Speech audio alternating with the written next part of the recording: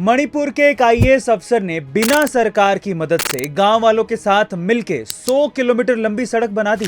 कौन है ये आईएएस अफसर और उसने 100 किलोमीटर लंबी सड़क कैसे बना दी, चलिए जानते हैं। यह है मणिपुर के तमेंगलोंग जिले के आईएएस अधिकारी आर्मस्ट्रांग पामे। जब पामे ने तुसैम और तमेंग लोगों के इलाकों का दौरा किया तो उन्हें पता चला कि गांव से शहर तक जाने के लिए लोगों को 4 से 5 घंटे पैदल चलना पड़ता था। इस समस्या को सुलझाने के लिए पामे ने सरकार को कई बार अर्जी दी, लेकिन उनकी अर्जी को रिजेक्ट कर दिया गया। इसके बाद पामे ने गांव वालों के साथ मिलकर सड़क बनाने की ठान ली, जिसके लिए उन्होंने सोशल मीडिया पर पोस्ट डालकर लोगों से मदद के लिए आह्वान किया। साथ ही उन्होंने खुद के 5 लाख रुपए भी डोनेट किए। धीरे धीरे उनके पास 40 लाख रुपए इकट्ठे हो गए, लेकिन इतना काफी नहीं था। इसलिए ठेकेदारों ने बिना पैसे लिए और गांव वालों ने बिना मजदूरी लिए सड़क बनाने का काम शुरू कर दिया और उन्होंने मिलकर 100 किलोमीटर लंबी सड़क बना दी। गाइस, बहुत सिंपल है, या तो आप सरकार के ही भरोसे बैठे रहो या फिर बदलाव का जिम्मा खुद उठाओ। दुनिया की सबसे ऊंची बिल्डिंग बुर्ज खलीफा का एक ऐसा काला और शर्मनाक सच जो आज भी दुबई के शेखों को शर्मिंदा करता है। क्या है वो सच, चलिए जानते हैं। देखिए, 1.5 मिलियन डॉलर की लागत से बनाई गई दुनिया की सबसे ऊंची बिल्डिंग बुर्ज खलीफा के अंदर सीवेज सिस्टम यानी कि गंदगी ले जाने वाली पाइपलाइन की व्यवस्था तक नहीं है।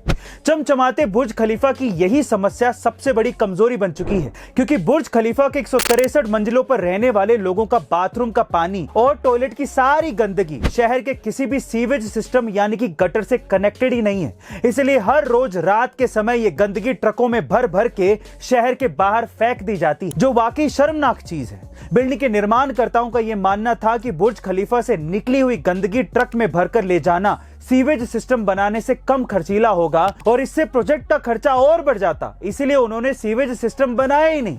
लेकिन अब बुर्ज खलीफा की सीवेज सिस्टम बनाने की बात चल रही है, जो साल 2025 तक तैयार हो जाएगी। वैसे गाइस, आपको इफेक्ट सुनकर कैसा लगा कमेंट सेक्शन में जरूर लिखिएगा। जापान में एक कुत्ता अपने प्रोफेसर मालिक को हमेशा स्टेशन पे छोड़ने जाता और जब वो वापस आते तो उन्हें स्टेशन पे लेने भी जाता। ये सिलसिला काफी दिनों तक चलते रहा। एक दिन वो कुत्ता अपने प्रोफेसर मालिक को छोड़ने गया, लेकिन जब वो वापस लेने गया तो प्रोफेसर वापस ही नहीं आए, क्योंकि प्रोफेसर की क्लास लेते वक्त हार्ट अटैक की वजह से मृत्यु हो गई थी। लेकिन वो वफादार कुत्ता 10 साल तक लगातार अपने मालिक का वहीं पे इंतजार करते रहा और इंतजार करते करते उसी जगह पे उसकी मृत्यु हो गई। और आज जापान में उसी जगह पर उस कुत्ते का स्मारक भी बनाया गया है। उस कुत्ते का नाम है हचिको। गाइस, यहाँ सीखने लायक बात यह है कि जिसे आप बहुत प्यार करते हैं उसे कभी भूलना नहीं चाहिए, और वफादारी क्या होती है आप इन बेजुबान जानवरों से सीख सकते हैं। बचपन से ही म्यूजिक में इंटरेस्ट की वजह से शास्त्रीय संगीत की तालीम उसे तब से ही दी गई। 18 की उम्र में उसने फेम गुरुकुल नामक एक म्यूजिक कंपटीशन में पार्टिसिपेट किया, लेकिन इतनी मेहनत के बावजूद भी वो 6ठे स्थान पर ही रह गया।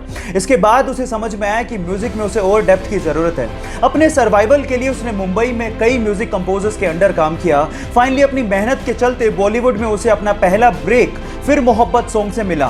फिर मोहब्बत सॉन्ग तो सबकी जुबान पे चढ़ गया, लेकिन वो सिंगर अभी भी इतना फेमस नहीं हो पाया। लेकिन उसने हार नहीं मानी।